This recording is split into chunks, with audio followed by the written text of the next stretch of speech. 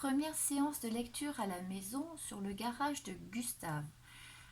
Il vous faudra le diaporama qui se trouve sur le Padlet.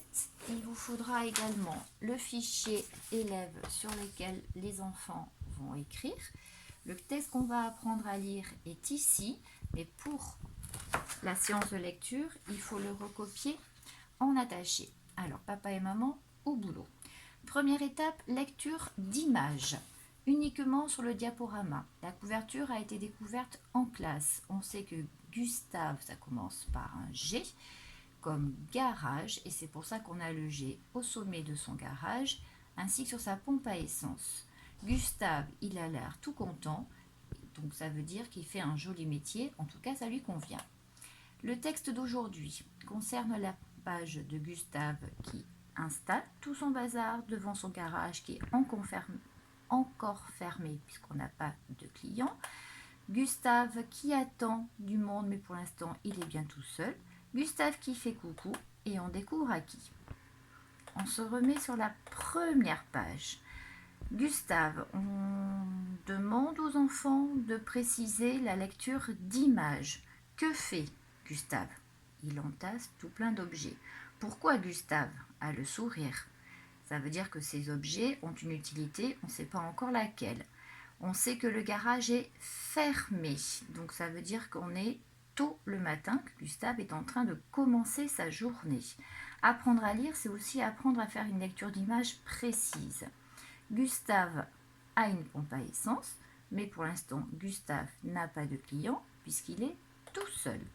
Gustave fait coucou, il a toujours le sourire, il a remonté son rideau, il a son thermos de café, donc sa journée de travail démarre. Premier client de Gustave, c'est ce drôle de Zozio qui arrive sur une scooter, un vélo moteur, qui a une expression extrêmement précise. Demandez aux enfants pourquoi ce copain-là a cette tête-là, qu'est-ce que ça veut dire, quel est le problème. Observez le haut de la veste où on peut commencer à lire le R et le I du nom de ce personnage qui sera Rico. Une fois qu'on a lu les premières images, on continue. On a à nouveau Gustave qui sort son chiffon, Gustave qui a ouvert entièrement son atelier, Gustave qui a du bazar mais avec des choses qui ont disparu, Gustave qui ne fait plus coucou mais qui a l'air plutôt de dire au revoir, et le copain qui s'en va. Visiblement, action-réaction, j'ai eu un problème, on a trouvé une solution. Pour savoir laquelle, il va falloir lire le texte. Pour lire le texte, on l'a recopié en attaché pour que les enfants fassent la transcription. Avant de lire le texte, il faut qu'on compte le nombre de phrases. Pour lire une phrase, il faut trouver les majuscules. Feu vert, je commence à lire. Feu rouge, stop, une phrase. Feu vert, je commence à lire. Feu rouge, stop, deuxième phrase. Feu vert, troisième phrase. Stop. Feu vert. Stop. Et je vais jusqu'au bout avec les enfants. L'essentiel est de comprendre qu'une phrase commence par une majuscule, se termine par un point et qu'une phrase n'est pas une ligne. C'est des exercices pièges qui les attendent pour le CE1. Donc on se remonte le moral, on compte combien de phrases on a à lire et on se lance. L'enfant va commencer à déchiffrer. On le laisse tout seul, on lui donne ce qui lui manque. Belle journée. On fait attention, lettre muette. Pour se mettre au boulot, attention, lettre muette. Le AU, c'est le O en deux lettres. Mais que va faire Gustave du tas? Attention, lettre muette. D'objet, attention, j'ai un S qui est muet, mais qui a une utilité. Pourquoi j'ai un S à objet? Parce que j'ai un tas d'objets, donc j'en ai plusieurs. Ça, c'est du pluriel qu'il a en trop. Salut Rico. Alors, ça roule. Les lettres muettes des mots invariables ne comptent pas quand on fait la lecture avec les enfants. Gustave, ma selle me met les nerfs. Attention, lettre muette. Pourquoi? Parce que c'est les nerfs et qu'il y en a plusieurs. En boule. Avec quoi pourrais-je bien te dépanner? Attention, le S de la conjugaison ne compte pas non plus puisqu'on explique que c'est ce qui les attend en CE1.